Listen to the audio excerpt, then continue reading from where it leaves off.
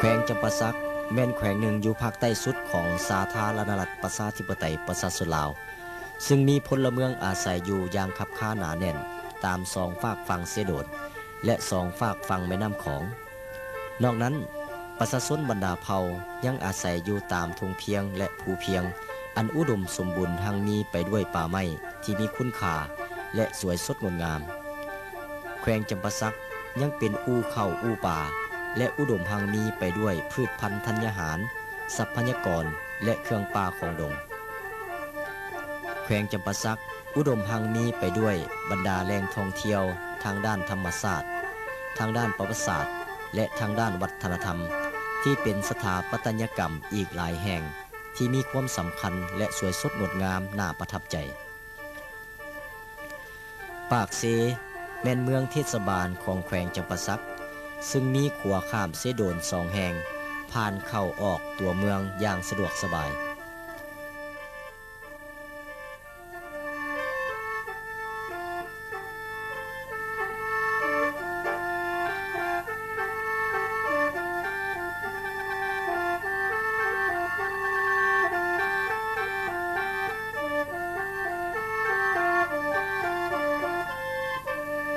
ทิวทัศน์ธรรมศาสตร์อันเป็นสัญลักษณ์ของแขวงจำปาสักแม่นทรายภูสะเหลาภูนางนอนภูมะโลงจอมภูเก้าภูบาเจียงที่เป็นห้องห้อยประวัติศาสตร์เล่าขานกันมาเป็นนิทานประจำท้องถิ่นก็คือท้าวบาเจียงนางมะโลง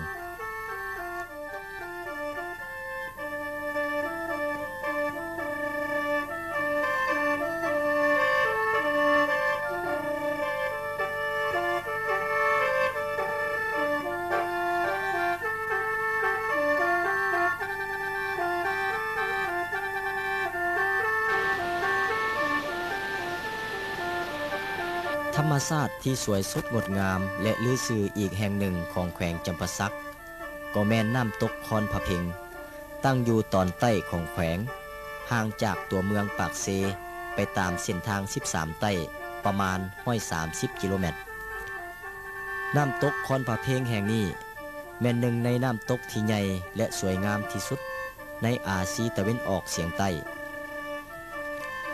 น้ำตกคอนผะเพ็งนอกจากจะมีความสวยงามแล้วยังมีตำนานกล่าวขานกันมาแต่สมัยปู่ย่าตายายเกี่ยวกับต้นไม้มณีโคตรซึ่งเป็นต้นไม้ที่อยู่เคียงคู่กับประเทศลาวมาแต่สมัยดึกดำบรรพ์และจะยังคงอยู่เคียงคู่กับประเทศลาวตลอดไปในเมื่อก่อนน้ำตกคอนผะเพ็งแห่งนี้เปรียบเหมือนกำแพงยักษ์ที่ธรรมชาติสร้างขึ้นเพื่อเป็นบอนกีดขวางบ่ให้พวกข้าศึกศัตรูต่างชาติเข้ามาหุกหานญาติแยงเอาดินแดนอยู่เขตแคว้นแห่งนี้ได้สะดวก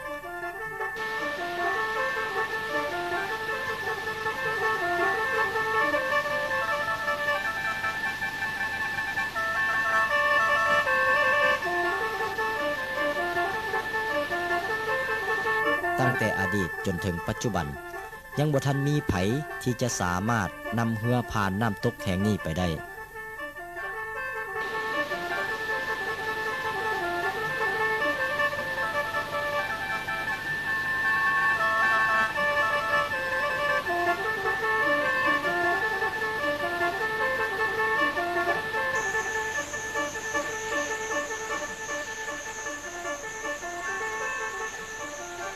แขวงจำปาสักยังมีน้ำตกตาดน้อยใหญ่หลายแห่งนอกจากน้ำตกผาส้วมหรือตาดแซน้ำตกตาดห้วยฤาษีเมืองบาเจียงแล้ว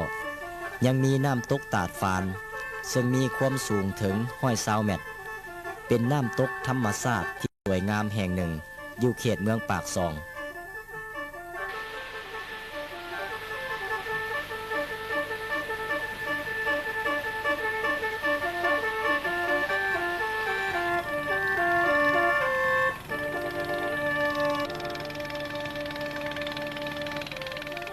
ถ้าจะไปเมืองโขง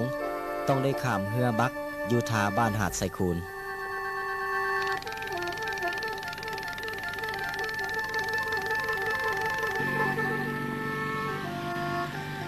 ถ้าจะข้ามไปหาบ้านเมืองเก่าเมืองพลทองต้องข้ามเรือบักอยู่ทาปากเซ อีกบ่ดลขัวข้ามน้ำของแห่งที่สองของลาวซึ่งเริ่มก่อสร้างมาแต่เดือนตุลาปี1997อยู่เขตเมืองปากเซแขวงจำปาสักก็ใกล้จะสำเร็จแล้วโครงการก่อสร้างขัวข้ามน้ำของปากเซแม้ได้รับการช่วยเหลือทุนก่อสร้างจากรัฐบาลประเทศญี่ปุ่นปัจจุบันทุกแขนงการเวียกงานพร้อมเอาใจใส่อย่างห้าวหันเพื่อให้การสร้างขัวสำเร็จตามแผนการคือให้สำเร็จสมบูรณ์ในเดือนตุลาปี 2000 ถ้าขัวแห้งนี้สำเร็จก็จะเฮ็ดให้การคมนาคมขนส่งไปมาหาสู่กันของประชาชนทั้งสองฝากฝั่งสะดวกสบายกว่าเก่าทั้งเป็นปัจจัยใหม่ที่สำคัญและเป็นสิ่งเอกอ้างที่โดดเด่นของเมืองปากเซก็คือแขวงจำปาสัก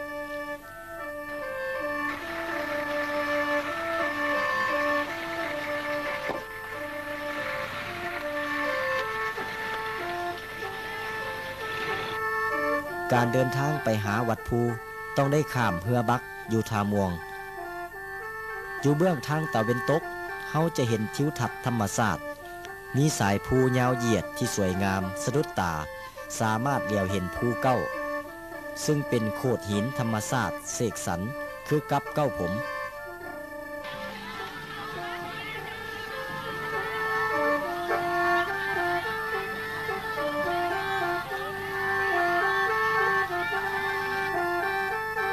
นอกจากมีธรรมชาติหลายรูปหลายทรงแล้วแขวงจำปาสักยังมีผาสาทหินที่เอิ้นกันติดปากว่าวัดภูจำปาสักผาสาทหินวัดภูแม่นอยู่ห่างจากเมืองปากเซไปทางใต้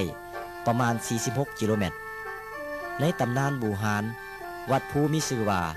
ผาสาทลิงคปวรตะอันเป็นชื่อในภาษาสันสกฤตโดยเจ้าชีวิตชนชาติขอมเป็นผู้สร้างตั้งหอพระธาตุหินมีหลายหลังยังยายแต่ตีนภูขึ้นไปตามเปื้อนภูโดยมีคันไดหินปูลาดด้วยหินก้อนใหญ่เป็นสั้นๆซึ่งก่อด้วยก้อนหินตัดขนาดต่างๆนับแต่เท่าก้อนดินจีไปหาขนาด1 เมตรก้อนแต่ละก้อนขวดเป็นลิงลายตามเรื่องของศาสนาพราหมณ์คือมีรูปพระเจ้าองค์สำคัญในศาสนานี้เช่นพระศิวะพระนารายณ์พระวิษณุนางเทพอัปสรหรือนางอัปสรา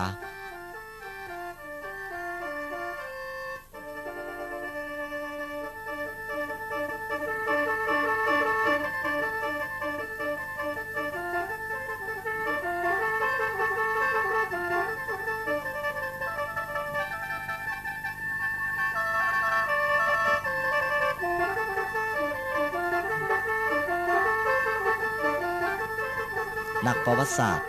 และผู้เชี่ยวชาญด้านวัตถุโบราณของลาวและต่างประเทศมีความเห็นว่าปราสาทหินวัดภูจำปาสักนี้ถูกสร้างขึ้นในระหว่างพุทธศักราช1200หรือคริสตศักราช700และมีการเสริมสร้างติดต่อเรื่อยๆมาแต่ได้ถูกเพพังหักโค่นลงและถูกไฟไหม้เริ่มแต่ปี1989รัฐบาลแห่งสาธารณรัฐประชาธิปไตยประชาชนลาวได้ลงมือบูรณะโดยการร่วมมือและช่วยเหลือจากองค์การสากลและประเทศเพื่อนมิตรปราสาทหินวัดภูจำปาสักแม่นโครงสร้างทางสถานปัตยกรรมศิลป์ที่เก่าแก่แห่งศาสนาฮินดูของชาวขอมซึ่งตั้งอยู่บนทิวทัศน์ธรรมชาติอันวิจิตรบรรจงอยู่ทางด้านทิศตะวันออกเฉียงใต้ของเปิ้นภูนาคซึ่งเป็นส่วนหนึ่งของภูเก้าห่างจากเมืองจำปาสักไปทางเบื้องตะวันออกประมาณ6 กิโลเมตรในเดือน3เพ็งของลาวหรือต้นเดือน2สากลของทุกๆปีชาวจำปาสักต้องได้จัดตั้งบุญนมัสการปราสาทหินวัดภูซึ่งเป็นบุญใหญ่ที่สำคัญของแขวงจำปาสักในพิธีเปิดงานบุญนมัสการปราสาทหินวัดภูในปี1999นี้ท่านอ่อนเนื้อพรหมพจันทร์เจ้าแขวงจำปาสักได้กล่าวจุดประสงค์ในการจัดงานบุญนมัสการปราสาทหินวัดภูแม้นได้ปฏิบัติมาแต่โดนนานผ่านมามีแต่อำนาจการปกครองท้องถิ่น ร่วมกับพ่อแม่ประชาชนครบงานตามประเพณีแต่ปีนี้แม่นพิเศษกว่าทุกๆปีเพราะเป็นการกะเกียมให้แก่ปีท่องเที่ยวลาวปี1999หา2000ท่านเจ้าแขวงพร้อมด้วยคณะได้นำพาบรรดาแขกที่มีเกียรติพ่อแม่ประชาชนและนักท่องเที่ยวเข้าเที่ยวชมนมัสการปราสาทหินวัดภูปราสาทหินวัดภูจำปาสักจะถูกคับห้องเป็นเมืองมรดกโลกในปี 2001 จากประตูโขงไปตามทางย่างซึ่งสองฝากทางเรียงรายด้วยลักเสาหินซึ่งเอิ้นว่าเสาเสจนเข้ามาถึงผักที่หนึ่งอันเป็นที่ตั้งของโฮงซาวสองโฮงปิ้นหน้าใส่กันซึ่งชาวบ้านพากันเอิ้นว่าโฮงเท่าและโฮงนางแต่ละโฮงมีหน้าแกะสลักลวดลายศิลปะวิจิตรบรรจงของยุคสมัยศตวรรษที่ 11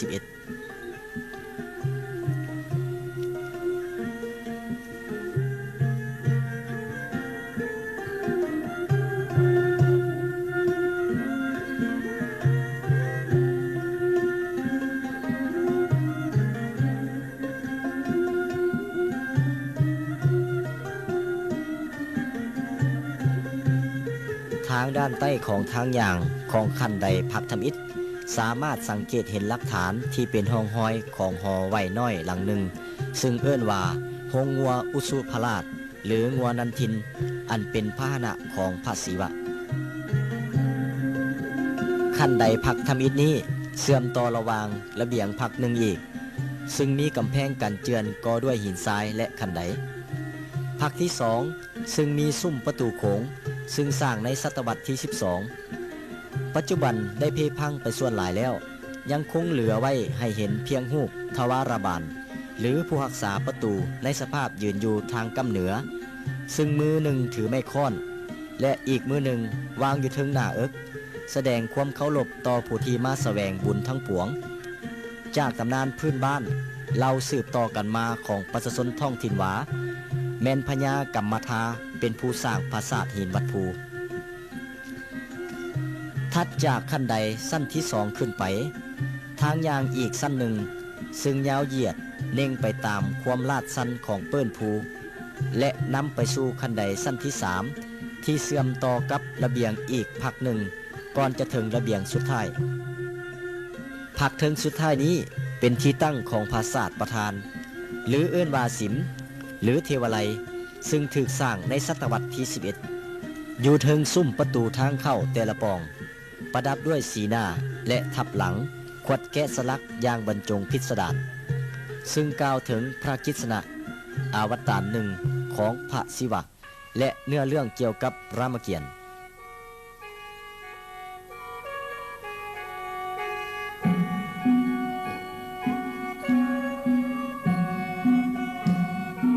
อยู่ถึงขอบประตูทางด้านหน้าของปราสาทประธานมีการแกะสลักเป็นรูปทวารบาลและรูปนางอัปสรเทวไลยแห่งนี้ได้ถูกดัดแปลงมาเป็นพุทธศาสนาสถานในยุคต่อมาซึ่งจะเห็นได้จากพระพุทธรูปองค์ใหญ่ก่อด้วยดินจีองค์หนึ่งและองค์น้อย3 องค์ประดิษฐานอยู่ด้านในของสิมปราสาทประธาน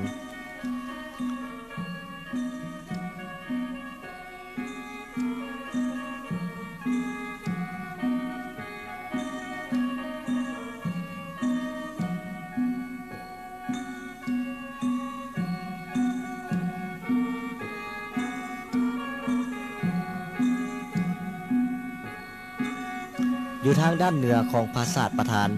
จะสังเกตเห็นกลุ่มโงนหินใหญ่ที่มีการแกะสลักเป็นรูปต่างๆเช่นรูปสร้างรูปแค่คันไดแกะสลักเป็นรูปงูอยู่2 ฝากข้าง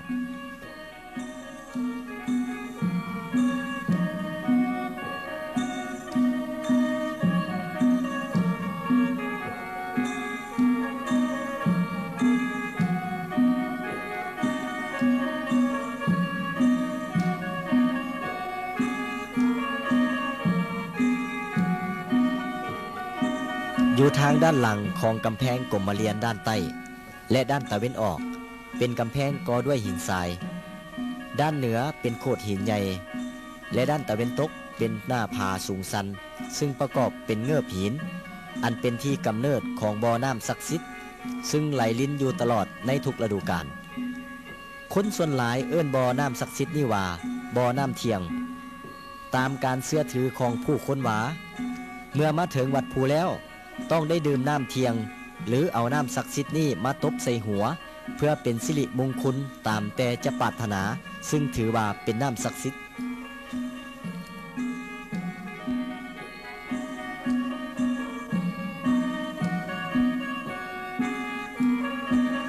บุญวัดภูปีนี้นอกจากจะมีประชาชนบรรดาเผ่าภายในท้องถิ่นแล้วยังมีผู้คนที่มาจากแขวงต่างๆภายในประเทศและแขกต่างด้าวท่าวต่างเมืองมาร่วมอย่างหลวงหลายบุญนมัสการพาซาดหินวัดภูปีนี้แม้นได้ครบงานตั้งแต่วันที่25มังกรจะดำเนินไปจนถึงวันที่1กุมภาพันธ์1999จึงจะจบลงในงานบุญนี้ได้รับการสนับสนุนอุ้มสู่เข้าร่วมอย่างกว้างขวางของทุกระดับการจัดตั้งซึ่งแสดงออกในการเข้าร่วมวางแสดงและขายสินค้าจากแผนกการต่างๆอ้อมข้างแขวงนอกจากนั้นประชาชนบรรดาเผ่าก็ได้นำเอาผลผลิตต่างๆมาวางขายอย่างหลวงหลายในตอนกลางคืนมีการคบงานอย่างเบิกบานมวลซืนพิเศษในงานบุญนี้ทางคณะกรรมการก็คือคณะจัดตั้งงานบุญได้จัดให้มีพิธีคัดเลือกนางสาวงามอภรณ์เพศทรงเผ่าจำปาเป็นนางสีดาภาษาดหินวัดภูประจำปี1999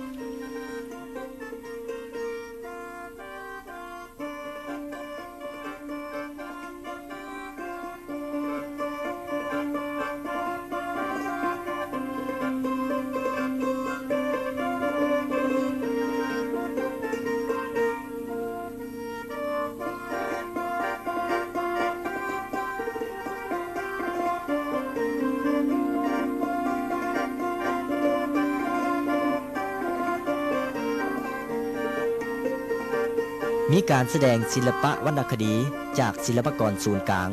และหน่วยศิลปะของแขวงจำปาสัก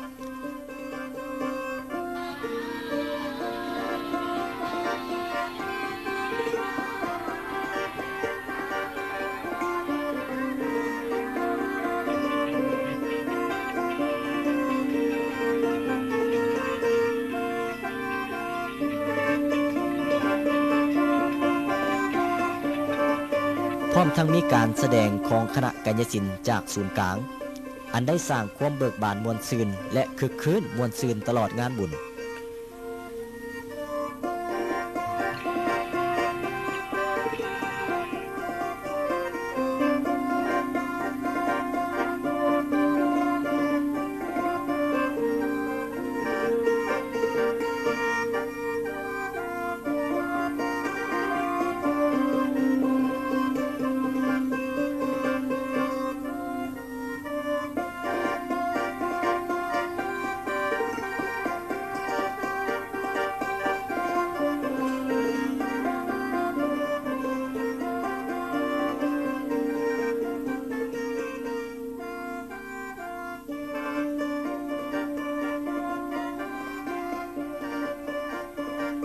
ตอนกลางเว้นมีการแข่งขันกีฬาพื้นเมืองประเภทต่างๆเช่นจับเป็ดในหนองนอกจากนั้นมีสวงเหือแข่งม้างัวชนงัวขึ้นเสาน้ำมันตีหม้อและอื่นๆ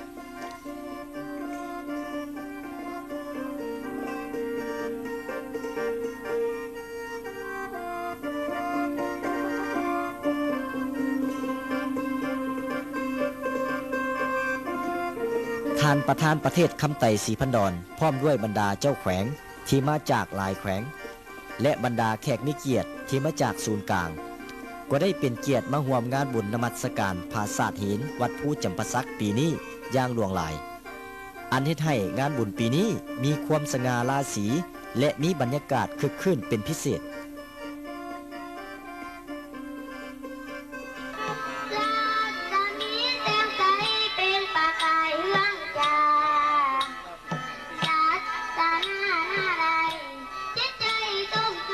ผู้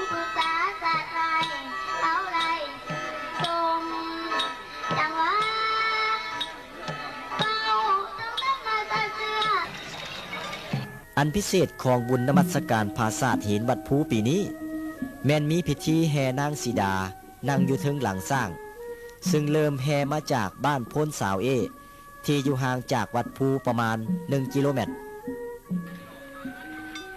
พิธีแห่นางสีดาปีนี้ใส่สร้างเป็นพาหนะจำนวน4 เสือกสร้างเสือกที่น้ำหน้าแม่นสร้างของนางสีดาขบวนยางน้ำหลังแม่นขบวนเสนาอามาตย์และภัยฟ้าประชากรซึ่งปฏิบัติตามตำนานที่กล่าวขานกันมาแต่โบราณกาล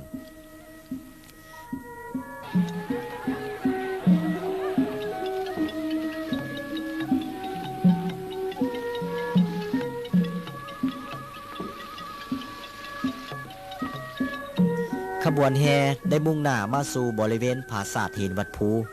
เพื่อประกอบพิธีทางศาสนาและพิธีกรรมต่างๆคือดังที่ได้ปฏิบัติกันมาแต่โบราณกาล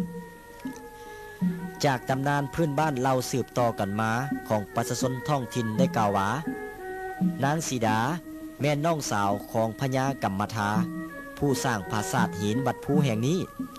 ซึ่งพระองค์ได้ก่อสร้างปราสาทหินหลังหนึ่งไว้ให้นางสีดาหรือเอื้นว่าโฮงนางสีดาที่อยู่ห่างจากปราสาทหินวัดภูไปทิศใต้ประมาณ1,000 กว่าเมตร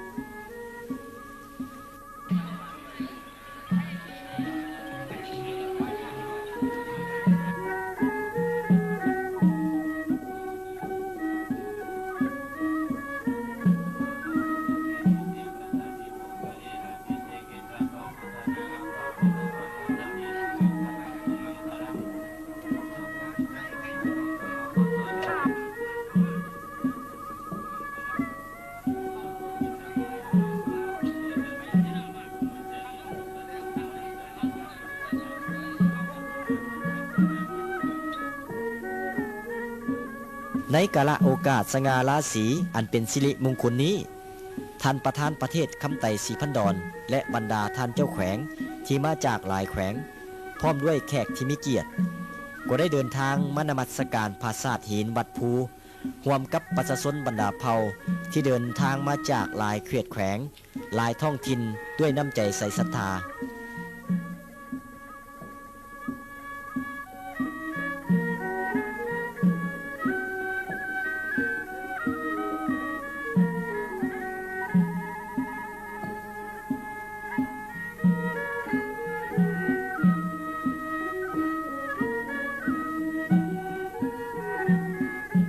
ในตอนเช้าของมื้อขึ้น15 ค่ำเดือน3 เพ็งซึ่งเป็นมื้อสุดท้ายของงานบุญนมัสการปราสาทหินวัดภูประจำปี1999ได้มีประชาชนบรรดาเผ่าภายในท้องถิ่นมีผู้คนที่มาจากแขวงต่างๆภายในประเทศและแขกต่างด้าวเท่าต่างเมืองก็ได้มาร่วมพิธีทำบุญตักบาตรอย่างหลวงหลายอยู่บริเวณเดินของผักที่1ของปราสาทหินวัดภู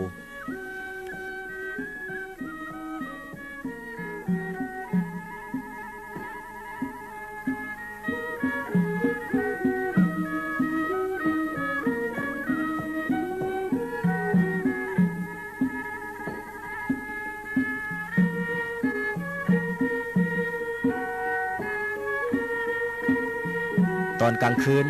มีพิธีเวียนเทียนด้วยดอกไม้ธูปเทียนเพื่อไหว้บูชาปราสาทหินวัดภู